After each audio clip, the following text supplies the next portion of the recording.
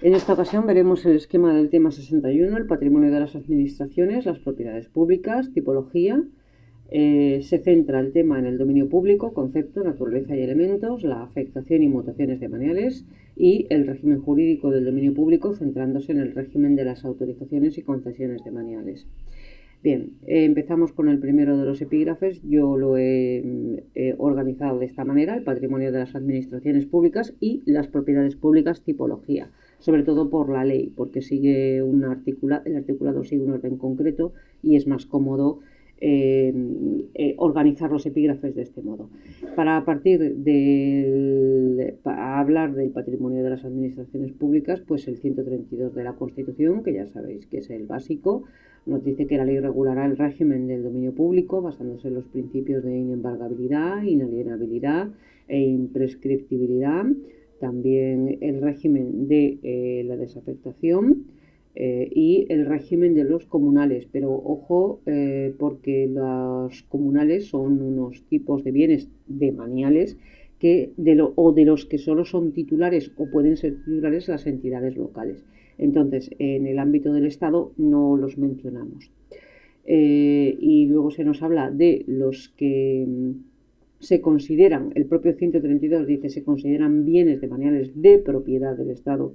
Creo que habla de las playas, del límite costero, de la zona marítimo-terrestre y de los recursos económicos de la zona de la plataforma continental. Más o menos viene a ser así. Y después en el apartado 3 nos habla de la defensa, la administración y el régimen jurídico del patrimonio del Estado y del patrimonio nacional, que en este tema no se toca. El desarrollo normativo se hace tal como exige el 132 a través de ley, en este caso la Ley de Patrimonio y el Reglamento de Desarrollo. El artículo 1 de la Ley de Patrimonio nos habla del objeto, que es regular las bases del régimen patrimonial de las administraciones públicas. Ya recordáis aquí siempre el tema de cómo el Constitucional determinó que, aunque estemos tratando con competencias exclusivas del Estado, siempre debe dejar una esfera competencial libre para que regulen las otras administraciones de carácter territorial. No sé si viene a cuento en este tema, pero bueno, ya que ha salido. Así pues, el objeto es las bases del régimen patrimonial de las administraciones públicas, más la defensa, la administración y conservación de este patrimonio, es decir, cómo se administra, cómo se defiende y cómo se conserva. Los sujetos, en principio, las administraciones públicas de carácter territorial y los organismos públicos o entidades públicas, dependiendo del caso, que estén vinculadas o sean dependientes. Respecto del concepto, pues son bienes o derechos de titularidad del Estado, no incluyendo los valores, créditos, dinero, etcétera, etcétera. Y bueno, el artículo 3 dice algo más, dice algo como independientemente de cuál sea su título de adquisición o su forma de adquisición, etcétera, etcétera. Y el 4 nos habla de la clasificación, y la clasificación se hace en función del régimen jurídico que se les aplica. Y por ello tenemos los demaniales y los patrimoniales. Pasamos al siguiente epígrafe, que es el dominio público. Ya vamos a ver uno de los tipos del artículo 4 que clasificaba pues el concepto, naturaleza y elementos del dominio público. El artículo 5 nos dice que son bienes de dominio público los bienes o derechos de titularidad estatal que están afectos al uso público o al uso del interés general. Fijaos recordando que decía el 132.2 de la Constitución, aquellos a los que la ley otorgue tal carácter, cuando hablaba de las playas, del mar territorial, de los recursos económicos de la plataforma continental, etcétera, etcétera. Son zonas que se determinan demaniales por ley. De otro lado, tenemos el artículo 6 que nos habla de los principios de gestión y administración. Pues ya sabéis que el primero está además en el 132, inalienabilidad, inembargabilidad, imprescriptibilidad.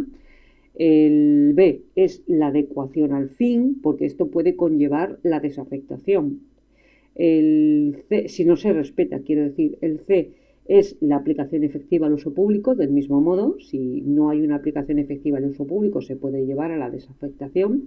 El ejercicio de facultades o potestades de defensa, y ojo con esto de las potestades, facultades, prerrogativas, porque ya sabéis que la ley aquí es confusa, intercambia los términos, potestades, facultades, prerrogativas, en fin. Ya sabéis que son 4, solo los voy a nombrar. Está la facultad de deslinde, y luego tenemos la facultad de investigación, y luego tenemos la potestad de deslinde, la potestad de desahucio y la potestad de desahucio administrativo, o la potestad de recuperación de oficio, mejor dicho, y luego la de desahucio administrativo. Y por último, el inventario y el registro de la propiedad. No lo explico porque se me va el tiempo. Afectación y mutaciones demaniales, pues esto está regulado en el artículo 65, la afectación al uso general. La afectación es un acto jurídico, es expreso, no siempre es expreso, no siempre es expreso, pero cuando se produce de forma expresa el acto jurídico de afectación, determina per se 2 cosas. Primero, la vinculación del bien o derecho al uso público o a la utilidad de los servicios públicos o a un interés público, y la integración en el dominio público, y esto tiene que ver con lo que hemos dicho antes de los inventarios y del registro de la propiedad. El artículo 66 nos habla de las formas de afectación. Sé que el artículo 66 dice por ley, no sé qué. Yo he preferido hacer una distinción que a mí personalmente me resulta más fácil de memorizar y es igualmente correcta. Tenemos la afectación expresa, que se hace por ley, y se hace por ley y puede ser bien la hecha por ley, bien la que resulta de la expropiación forzosa. Cuando se realiza expropiación forzosa de bienes o derechos, estos devienen inmediatamente demaniales. Se inscriben, es decir, cuando se cancelan las inscripciones de dominio en un procedimiento de expropiación, de expropiación forzosa, automáticamente las inscripciones de dominio nuevas que se hacen a partir del acta de ocupación son inscripción de bienes demaniales. También aquellos terrenos que se ceden como consecuencia de las actuaciones de urbanización, esto ya sabéis que está en la 715, que se debe ceder un porcentaje de terrenos aparte del patrimonio público del suelo, que son 2 cesiones distintas. El patrimonio público del suelo también es demanial, lo que ocurre que es de las entidades locales y por eso no. Y luego tenemos, yo he distinguido otra tácita, una forma de afectación tácita, que es aquella que se produce por el uso continuado de un bien que en principio puede ser patrimonial o incluso puede ser de propiedad privada, pero si tácitamente durante un número de años concreto se ha estado usando para finalidades de carácter público o afecto a la utilidad pública, puede devenir demanial. Es decir, son imprescriptibles los bienes, nunca pueden pasar de ser demaniales a ser de propiedad privada, o de ser patrimoniales a ser de propiedad, sí, a través de una operación jurídica. Pero bueno, los demaniales nunca pueden pasar a ser de propiedad privada, pero la propiedad privada sí puede pasar a ser demanial.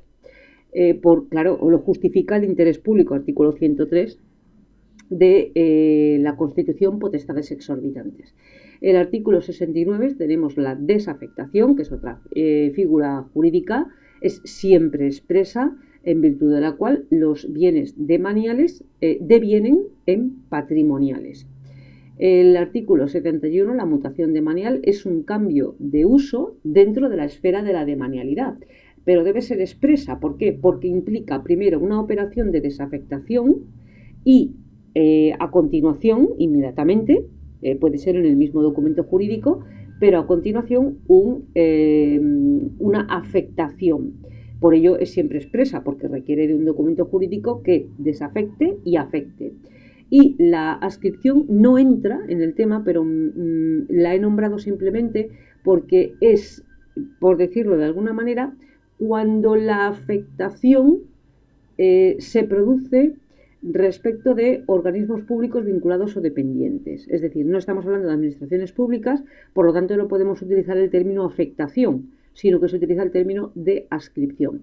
Respecto del régimen jurídico del dominio público y las autorizaciones y concesiones, esto tiene paralelismo con la legislación local.